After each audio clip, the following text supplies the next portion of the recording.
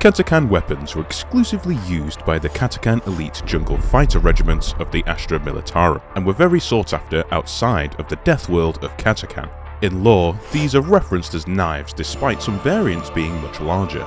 We have two types of these blades in Darktide. Today I'll be going through the Devil's Claw variants. These weapons were named after a fearsome predator known as the Catachan Devil, and is the largest type of the traditional knives of Catachan, sizing up anywhere between 3 and 4 foot long. It has even achieved a fearsome reputation amongst the orcs, who call it the Cutter. This fearsome reputation hasn't historically translated into Darktide, with these weapons performing pretty average amongst the selection we have to choose from. As with most weapons, there are a trio of variants to choose from, so I'll be going through what differentiates them from one another, and giving a verdict on which is best and how to use and build it. Before I jump into it, we recently hit 5,000 subscribers, so I just want to say thank you to everyone who has subscribed. We're well on the way to 6k now, so make sure you drop a sub if you enjoy my content. It looks like this type of video is becoming a series, the which is best series maybe?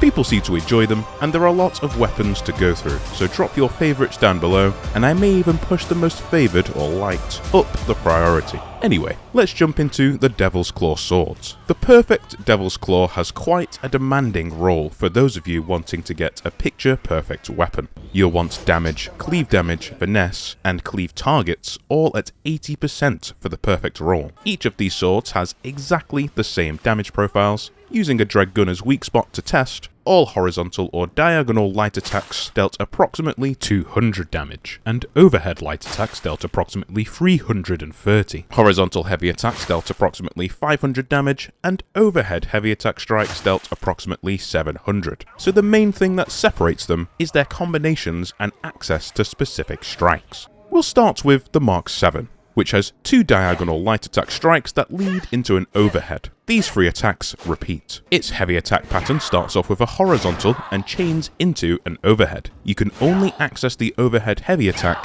if you chain it after a sweeping heavy attack. Next up, we've got the Mark 1. Which has exactly the same light attack pattern as the Mark 7, however, it doesn't have an overhead heavy attack, repeating a chain of 2 horizontal strikes instead. Then last but not least, we come to the Mark 4, which lacks the light overhead the other two have, instead opting for 2 diagonal strikes into a horizontal sweep into an upward diagonal strike, and repeating. Like the Mark 7, it has both an overhead and horizontal strike for its heavy attack pattern, however, it starts with the overhead, and the sweep comes from the left rather than the right hand side. Of the 3, the Mark 4 has the most flexible and useful combinations, as it has an easy horizontal striking combination with light attack 1 into heavy attack 2, whilst also being able to easily and quickly access a heavy overhead strike with sprint, which deals more single target damage whenever we need it to take down priority targets. This will heavily influence my final verdict, but I'll get into that later on.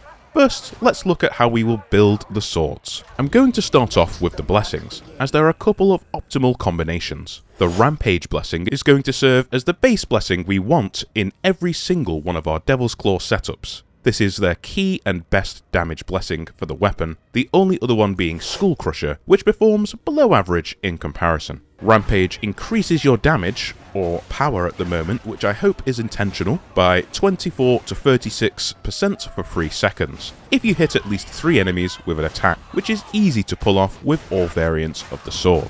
A tip is you can actually turn around quickly as you strike with a horizontal attack to hit a larger cone of enemies, letting you kill more things and proc Rampage easier. Now, we have a few ways to build this with the other blessings, which are based on whether you have a crit-based talent tree or not. If you're not focusing on crits, you'll need to pair Rampage up with either Savage Sweep or Wrath. Savage Sweep synergizes with Rampage as you need to hit at least 3 enemies to activate it, after which it gives you 140 to 200% cleave for 2 seconds. Wrath on the other hand gives you 20 to 40% cleave on hit, which stacks 5 times. The cleave from either of these blessings is going to help your sword rip through everything in front of you, which will allow us to get the very most out of Rampage's damage boost. This will be the most effective way to build the swords on Veteran and Psycho. When building for crit chance, you may want to consider Devastating Strike, which gives you 65 to 80% cleave for 5 seconds on a critical hit. With a high critical hit chance, it's going to net you a higher uptime on average in comparison to the other two, at the expense of less cleave. So between the three, it's down to preference really. You'll ideally need a minimum of tier 3 for each blessing. I do actually have one more way to build the sword, which is my favourite, and combined with the correct Zealot talent tree, which I'll show off later, I would say is the best combination for the sword, specifically for the Zealot. And that is to pair Rampage up with Shred, which gives us 2.5 to 4% bonus critical chance on chained hit, stacking 5 times. I'll go through the specific build you need for this in a moment, but this will allow the sword to chain critical hits aggressively for an extremely high damage output. For now, we move on to the perks. The best perks for these weapons is the same for all three, and that's the also trusty combination of Flak and Maniac damage. Flak will allow us to hit breakpoints for all basic scab units, reducing them to 1 horizontal heavy attack to the head rather than 2, and it makes Maulers, one of the stronger enemies against the Catachan, much easier to kill. Maniac will allow us to one-shot mutants with an overhead critical strike, and reduce the amount of overhead strikes we need to kill Dreg Rages to 3 from 4. We can quickly chain overhead heavy strikes on the Mark IV by tapping Sprint or tapping Parry. The most important thing these perks are going to do though is boost our special attack Parry against the units that will absolutely ruin us in combat, and that's Rages. This is a nice segue into the special attack, as it's one of the most powerful special attacks in the game. With Parry, you can solo 3 or more Rages without even taking any damage. The Flak and Maniac damage perks mentioned earlier will help us do this even faster, as Rages are the most threatening melee unit to face hand to hand due to their relentlessness giving you no space. Being able to counter groups of them so effectively just makes the Catachan sword an extremely formidable weapon. But then when we add the fact that we can parry every melee attack in the game, the sword's utility skyrockets. This gives us something we can defend against Crushers and Maulers, and allows us to obliterate monstrosities such as the Plague Ogre with ease. You can even give the Demon Host a run for its money if you're good enough. And just so you know, the overhead strike can one-shot every single specialist unit. With all of what we've been through in mind, you've probably already suspected it, as I've sort of said it already and mentioned it a couple of times, but the Mark IV is easily the best variant of the bunch here. As I mentioned, it has a very competent horizontal striking combination, whilst retaining easy access to a heavy overhead strike whenever you need to use it, which the other variants just don't have. The Mark I it's got a very easy horizontal heavy attack combination, but it forgoes the overhead strike with the high single target damage. Being able to switch to our heavy overhead strike so quickly is so handy, it's going to let us take out priority targets in a pinch, and it works extremely well with Fury of the Faithful, which is our dashing Zealot ultimate ability. With that in mind, let me quickly show you the 2 Zealot builds I think are the best when it comes to this weapon. One has a defensive blitz and more damage nodes, the other has an offensive blitz with more defensive nodes. But they both aim for the same objective, and that's hitting as many critical hits as possible to allow us to spam Fury of the Faithful constantly in battle, giving us an almost endless attack speed boost and that huge damage boost every few seconds.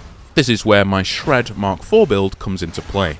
Synergizing Shred with Blazing Piety will allow us to get so many critical hits that our ultimate cooldown will be refreshed every few swings in combat, allowing us to dash aggressively between enemies, and it's an extremely fun way to play Zealot. Pair the sword with a bolt gun and you have an answer for even Crushers, Bulwarks and Reapers whenever they may present themselves. You just need to make sure you're making use of all of the critical hit bonuses we're getting from the talent tree using the Light 1 Heavy 2 combo in battle. I encourage you to give it a try, as it's a lot of fun. The Devil's Claw is possibly one of the most underrated melee weapons in the game, and now you know it can be so strong, I encourage you to pick it up and give it a try. Drop which weapons you would like me to go through next in the comments below, drop a subscribe if you enjoyed it, and I'll see you in the next video.